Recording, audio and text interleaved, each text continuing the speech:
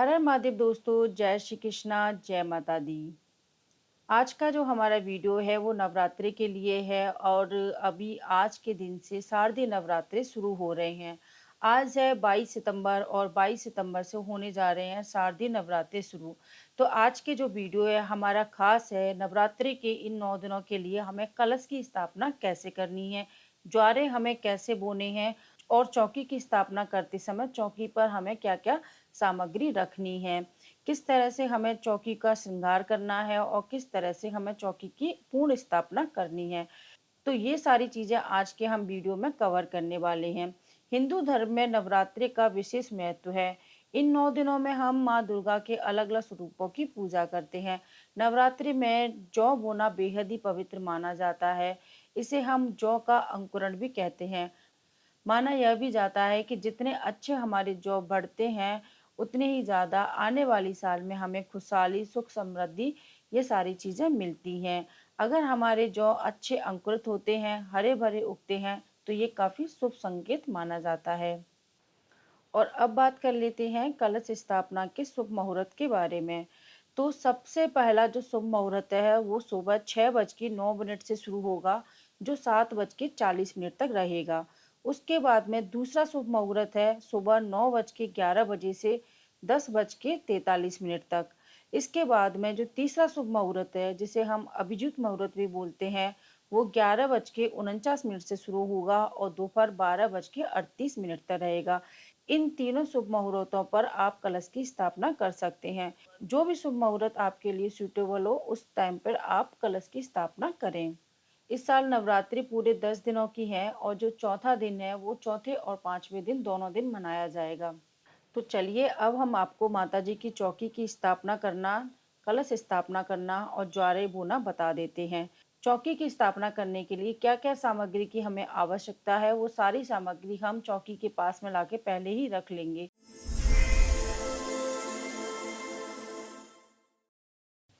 हमें चाहिए होगी एक माता जी की तस्वीर, एक लाल कपड़ा जो हमें चौकी पे बिछाने के लिए काम में आएगा, एक सूखा नारियल जिसे हम बचता हुआ नारियल भी कहते हैं, एक तांबे का कलश लेना है। आप इसकी जगह मिट्टी का कलश भी ले सकते हैं। कलश को ढकने के लिए एक पात्र लेना है हमें, गंगा जल हमें लेना है और शुद्ध जल भी हमें कलश में भरने के लिए चाहिए होगा।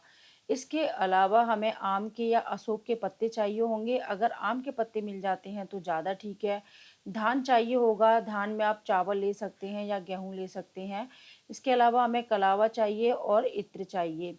कलश में डालने के लिए हमें चाहिए होगी सूखी गांठ हल्दी की और एक सुपारी चाहिए होगी साबुत। इसके अलावा हमें एक कमलगट्टा चाहिए होगा और लौंग के 2 जोड़े भी हमें चाहिए होंगे। ये सारी सामग्री कलश के लिए चाहिए और कलश में डालने के लिए 1 रुपए का सिक्का चाहिए। इसकी जगह आप चांदी का सिक्का भी डाल सकते हैं। अब माताजी पर चढ़ाने के लिए हमें चाहिए होगा श्रृंगार का सामान। तो जो भी आपकी श्रद्धा हो, जो भी आप श्रृंगार का सामान चढ़ाना चाहते हैं, वो आप श्रृंगार का सामान यहाँ पर रख लें। बस इतना ध्यान रखें कि जो श्रृंगार का सामान आपने लिया है, वो 9 या 13 की क्वांटिटी में ना हो। तो यहाँ पे हमने जो भी श्रृंगार का सामान है, वो रख लिया है। एक लाल कपड़ा भी हमने यहाँ पर ले लिया है। माताजी की चुनरी ज़रूर लें क्योंकि माताजी को चुनरी सबसे ज़्यादा प्यारी होती है। तो चलिए अब हमने सारा सामान यहाँ पर लाके रख लिया है। तो सबसे पहले हम ज्वारे बोना आपको सिखाते हैं। चौकी की स्थापना करने से पहले आपको जो मिट्टी आप लेके आए हैं उसको अच्छे से छान लेना है और जो आपके पास में ज्वारे बोने के लिए आपने जो मिट्टी का पात्र लिया है उस पात्र को भी अच्छे से धो लेना है। धोने के बाद में इस पात्र के अंदर जो आपने छान के मिट्टी रखी हुई है उसको पूरी तरह से डाल देना है। बस थोड़ी सी मिट्टी हमें इसमें बचा लेनी है। हमें मिट्टी इतनी भरनी है कि जो हमारा पात्र है वो आधा भर जाए। अब भरने के बाद में इसके अंदर हम पानी डाल देंगे और पानी डालने के बाद में ये जो मिट्टी का पात्र है हमारा ज्वारे बोने के लिए तैयार हो गया है। अब हम इसमें क्या करेंगे कि जो भी हमारी जौ है उनको हमने ओवरनाइट भिगोया हुआ था ऑलरेडी, वो हमने यहाँ पर डाल दी हैं। इनको धीरे-धीरे पूरी तरह से फैला देंगे। आप जौ को रात भर भिगो के रखेंगे तो बहुत अच्छा है। अगर आप वीडियो अभी-अभी देख रहे हैं तो आप 1 घंटे पहले भी भिगो के रख सकते हैं। थोड़ी थोड़ा-सा टाइम लग जाएगा जौ को निकलने में, बाकी इतनी ज़्यादा प्रॉब्लम होती नहीं है। जौ को बोते समय आपको ध्यान रखना है कि जो आपने बीज यूज़ में लिए हैं वो अच्छे होने चाहिए। भुने हुए बीज आपको नहीं यूज़ में लेने हैं और ज़्यादा पुराने बीज भी आपको यूज़ में नहीं लेने हैं। और यहाँ पे जो आपने मिट्टी यूज़ में ली है वो मिट्टी काफ़ी हल्की होनी चाहिए, बहुत ज़्यादा हार्ड मिट्टी ना हो। अब हमने जो जौ बिछाए थे उसके ऊपर हम थोड़ी-सी मिट्टी और बिछा देंगे। ऐसा हम इसलिए कर रहे हैं जिससे हमारे जितने भी जौ के दाने हैं वो सारे मिट्टी के अंदर दब जाएँ। और बहुत ही हमें पतली सी लेयर यहाँ पर बिछानी है, बहुत ज़्यादा मोटी लेयर नहीं बिछानी है। ऐसा करने से आपके जो बीज हैं वो जल्दी अंकुरित हो जाते हैं। मिट्टी को बिछा देने के बाद में आपको इसके ऊपर हल्के हाथ से पानी डालना है। जिस तरह से यहाँ पे मैं पानी डाल रही हूँ इसी तरह से आपको डालना है और हर दिन थोड़ा-थोड़ा पानी आपको इसी तरह से डालना है। बार-बार आप अगर एक साथ पानी डालेंगे तो जो बीज हैं वो अपनी जगह छोड़ देते हैं और आपकी जौ अच्छे से अंकुरित नहीं होगी और कम क्वांटिटी में अंकुरित होगी। तो इस बात का भी आपको ध्यान रखना है। अब हम आम के पत्ते लेके आए हैं उनको धो लेते हैं और अब हम करेंगे कलश की स्थापना। तो सबसे पहले हम चौकी की स्थापना करेंगे। चौकी को जहाँ पे आपको रखना है, जो जगह आपको लगे कि यहाँ हमें चौकी रखनी है वहाँ रख दें, क्योंकि 9 दिन तक चौकी को इस जगह से बिल्कुल भी हिलाना नहीं होता है। चौकी को अच्छे से कपड़े से, साफ कपड़े से पोंछ लें और उसके बाद में जो हमारा लाल कपड़ा हमने लिया था चौकी पर बिछाने के लिए, उस लाल कपड़े को इसके ऊपर हम बिछा देंगे। अब हमने जो कलश लिया है उस कलश के ऊपर मोली बांध देंगे, जिसे हम कलावा भी बोलते हैं। चौकी को माताजी का आसन माना जाता है, वहीं कलश को सृष्टि, शक्ति और देवी का प्रतीक माना जाता है। कलश की स्थापना करने से पहले हमें जो चौकी है हमारी उसके नीचे धान ज़रूर रखना है। धान में आप चाहें तो चावल रख सकते हैं, चावल का ढेर लगा के आप धान रख सकते हैं या फिर आप इसकी जगह कोई और भी धान ले सकते हैं। जैसे आप गेहूँ ले सकते हैं, जौ ले सकते हैं और भी जो भी धान में आता है वो सारी चीज़ें आप ले सकते हैं। मैंने यहाँ पर नीचे स्वास्तिक बना दिया है, आप चाहे स्वास्तिक बनाएँ, चाहे आप एक यहाँ पर धान अच्छे से थोड़ा-सा रख दें। सबसे पहले हम माताजी की चौकी के ऊपर माताजी की तस्वीर या प्रतिमा को स्थापित करेंगे। चौकी का मतलब होता है कि माताजी को अपने घर में ससम्मान आमंत्रित करना और विराजमान करना। यह पवित्र स्थान पूजा का मुख्य केंद्र होता है, जहाँ पर पूरे 9 दिन आरती, भजन और पूजा अर्चना की जाती है। माताजी को सबसे ज़्यादा प्रिय होती है चुंदरी, तो अब हम माताजी को चुंदरी पहना देते हैं। अक्सर हमें नहीं पता होता है कि कलश स्थापना के समय कलश को माताजी के किस दिशा में रखना चाहिए। हमें हमेशा कलश को माताजी के सीधे हाथ की तरफ और अपने उल्टे हाथ की तरफ रखना चाहिए। तो यहाँ पर हम कलश वाले स्थान पर धान रख देते हैं। धान में आप कोई भी चीज़ यूज में ले सकते हैं, आप गेहूँ भी यूज में ले सकते हैं। यहाँ पर मैं चावल का यूज कर रही हूँ। अब जो धान हमने लिया है वहाँ पे हम अष्टदल कमल बना लेते हैं। इस तरह से आप उँगलियों की सहायता से अष्टदल कमल बना सकते हैं और यह जो अष्टदल कमल होता है वो काफ़ी शुभ माना जाता है। अष्टदल कमल तैयार हो गया है और अब हम कलश को तैयार कर लेते हैं। कलश तैयार करने के लिए हमें इसके ऊपर पूर्ण स्वास्तिक बनाना है। स्वास्तिक बनाने में आपको विशेष ध्यान रखना है कि जो स्वास्तिक आप बनाएं वो दक्षिणावर्ती बनाएं। यहाँ पे जो लाइनें मैं यहाँ पर बना रही हूँ स्वास्तिक की, आप देखिए मैं ये इसको क्लॉकवाइज डायरेक्शन में बना रही हूँ, यानी दक्षिणावर्ती बना रही हूँ। इसी तरह से आपको कलश पर दक्षिणावर्ती स्वास्तिक बनाना चाहिए। अगर आप वामावर्ती स्वास्तिक बनाएंगे तो यह शुभ संकेत की जगह अशुभ संकेत लेके आता है। और एक बात और याद रखनी है कि जो हमारा स्वास्तिक है वो पूर्ण स्वास्तिक होना चाहिए। पूर्ण स्वास्तिक में यहाँ पर मैंने जितनी भी लाइनें बनाई हैं और ये जो बिंदी बनाई है वो सारी चीज़ें आपको करनी है। और इस कलश पर हमें रिद्धि सिद्धि की लाइन्स और शुभ लाभ की लाइनें भी बनानी हैं।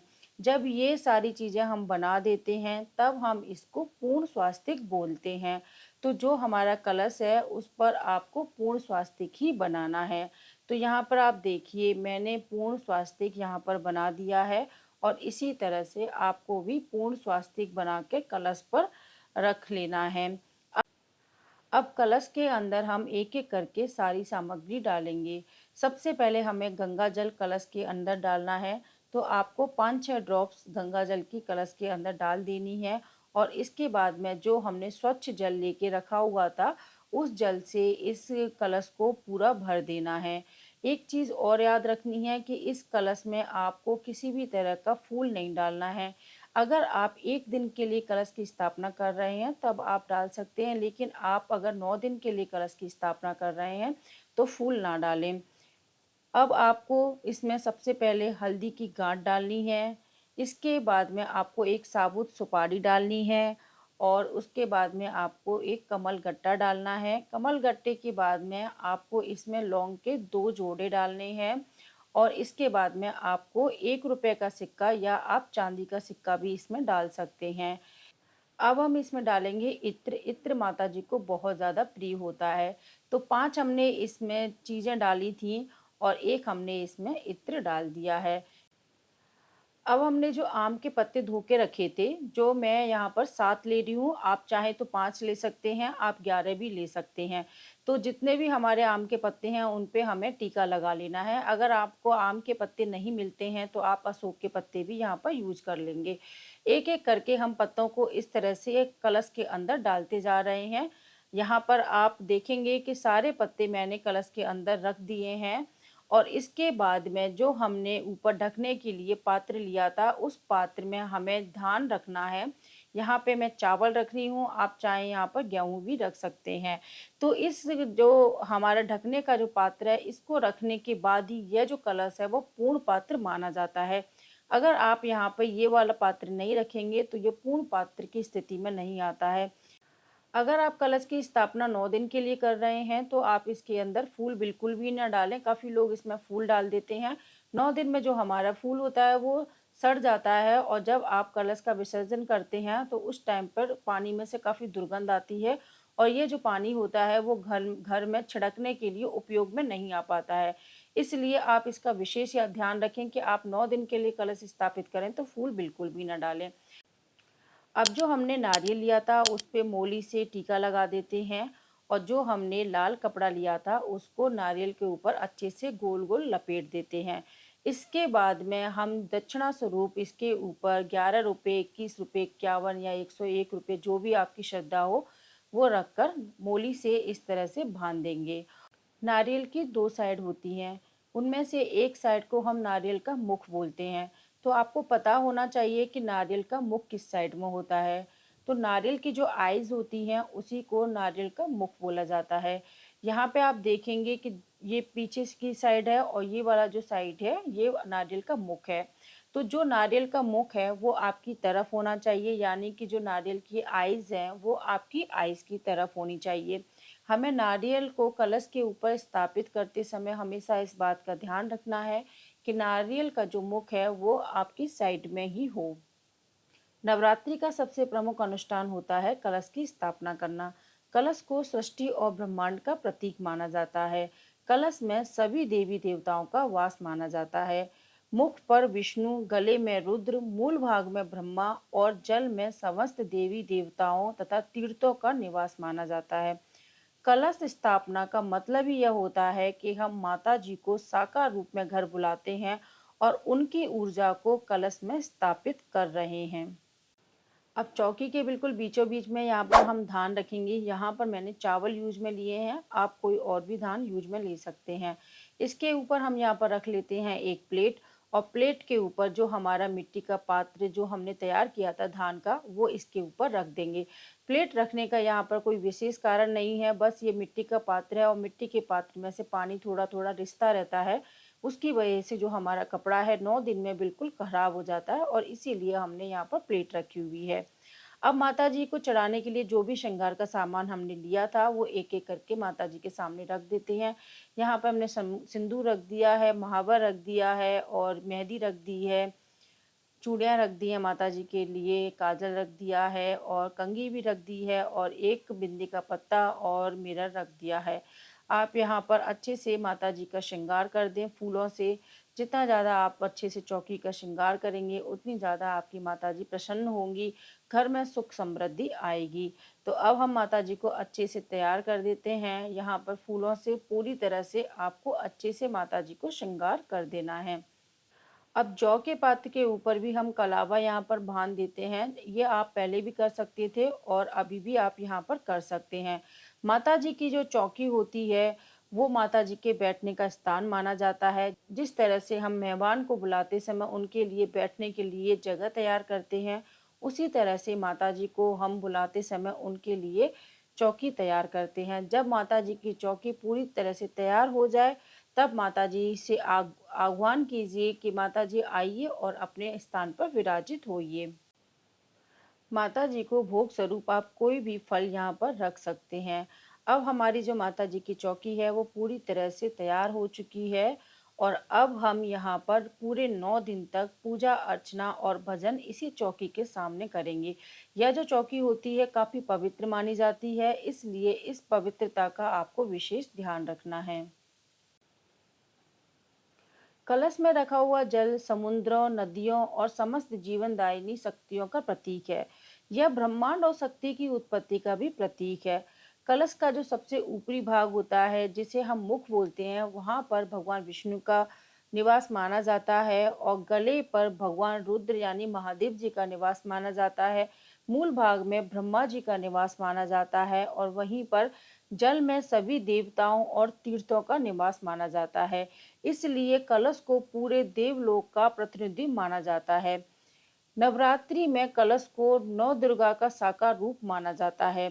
कलश के ऊपर रखा हुआ नारियल समृद्धि का प्रतीक होता है, वहीं आम और अशोक के पत्ते शक्ति और शुद्धि का प्रतीक होता है। जल जीवन और शांति का प्रतीक होता है। कलश स्थापना करने से ऐसा माना जाता है कि देवी माँ स्वयं घर में विराजित होकर भक्त को आशीर्वाद देने के लिए आई हुई हैं।